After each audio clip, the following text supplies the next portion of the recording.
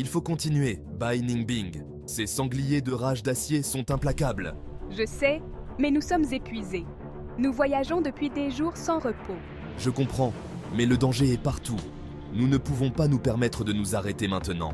Devant eux se dressait une montagne. Imposante, ses pentes étaient couvertes de roches blanches qui ressemblaient à des os. C'était la montagne Baigu, un lieu nimbé de mystères et de légendes. La montagne Baigu? J'ai entendu des histoires sur cet endroit. Des légendes de puissants maîtres gu et de bêtes mortelles. Je connais les risques, Ningbing, mais les récompenses potentielles en valent de la peine. Nous devons continuer. La montagne Baigu était un lieu d'une beauté austère, une montagne d'os, littéralement. Les roches qui couvraient ses pentes étaient les restes fossilisés de bêtes anciennes, dont certaines seraient plus puissantes que n'importe quel maître gu vivant aujourd'hui. L'air était glacial et raréfié, et le vent hurlait à travers les canyons, ressemblant aux cris d'esprits torturés. C'était un endroit qui murmurait la mort et la décomposition. Mais pour Fang Yuan, c'était un lieu d'opportunité. Il pouvait sentir le pouvoir brut et sauvage qui émanait de la montagne. Il savait que quelque part dans ses profondeurs se trouvait un trésor, un héritage qui pouvait changer son destin. Il était déterminé à le trouver, quel qu'en soit le prix. Je ne suis pas un maître gu comme les autres. J'ai des souvenirs du futur.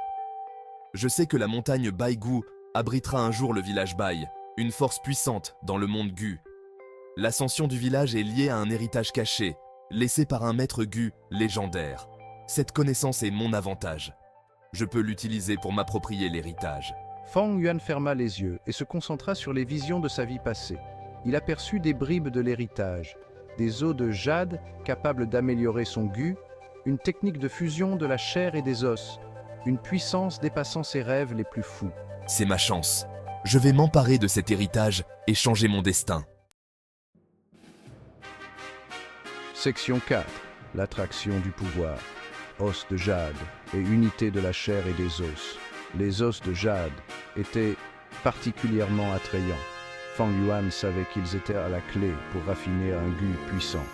Un gu capable de contrôler l'essence même des os. Avec un tel gu, il pourrait renforcer ses défenses. Il pourrait même contrôler les os de ses ennemis. Il y avait aussi le gu de l'unité de la chair et des os. Ce gu était encore plus puissant. Il permettait à son utilisateur de fusionner sa chair et ses os en une seule entité indestructible. Imaginez être immunisé contre toutes les attaques, sauf les plus puissantes. Une véritable forteresse ambulante. Ce n'était là que 2 des trésors qui l'attendaient dans la montagne Baigu. Il pouvait sentir leur attraction. L'attrait du pouvoir était enivrant. Mais il savait qu'il devait être prudent. L'héritage était lourdement gardé, tant par des pièges que par d'autres maîtres gu qui recherchaient son pouvoir. Au fur et à mesure qu'il montait, l'air se refroidissait. Le vent transportait une nouvelle odeur, l'odeur de la vertu. Fang Yuan l'a reconnue instantanément. C'était l'odeur des maîtres gu vertueux, ses ennemis. Il fit signe à Bai Ningbing de rester caché. Il jeta un coup d'œil derrière un amas de rochers osseux. Ils étaient là, 3 maîtres gu vertueux. Ils étaient vêtus de robes blanches, le visage fermé et déterminé. Le cœur de Fang Yuan se serra. Ce n'étaient pas de simples cultivateurs. C'étaient les élites d'une secte puissante. Il reconnut leur chef, Tie Aotian, un prodige connu pour son sens inébranlable de la justice et sa cruauté. Tie Aotian était comme un chien de chasse. Il traquait Fang Yuan depuis des semaines. Il était implacable. Il voyait en Fang Yuan un fléau pour le monde gu, un cultivateur démoniaque qui devait être éradiqué. Fang Yuan maudit sa malchance. De tous les maîtres gu vertueux qu'il pouvait rencontrer, il fallait que ce soit Tie Aotian. Il savait qu'il ne pouvait pas les affronter de front, pas dans son état actuel. Il devait s'échapper, atteindre l'héritage en premier. Mais Tiao Tian était déjà sur sa piste. Il avait senti une bouffée de l'aura démoniaque de Fang Yuan. Il pointa du doigt la cachette de Fang Yuan, les yeux brûlants d'une fureur vertueuse. « Il est là !» cria-t-il. La chasse était ouverte. Le cœur de Fang Yuan battait la chamade. L'héritage était si proche. Et pourtant, il était maintenant pris au piège. Il devait faire un choix. Affronter Tiao Tian et ses compagnons, ou fuir et risquer de tout perdre. Le monde Gu était un endroit cruel. Seuls les forts survivaient. Fang Yuan était revenu des griffes de la mort. Il avait affronté d'innombrables dangers. Il n'allait pas abandonner maintenant.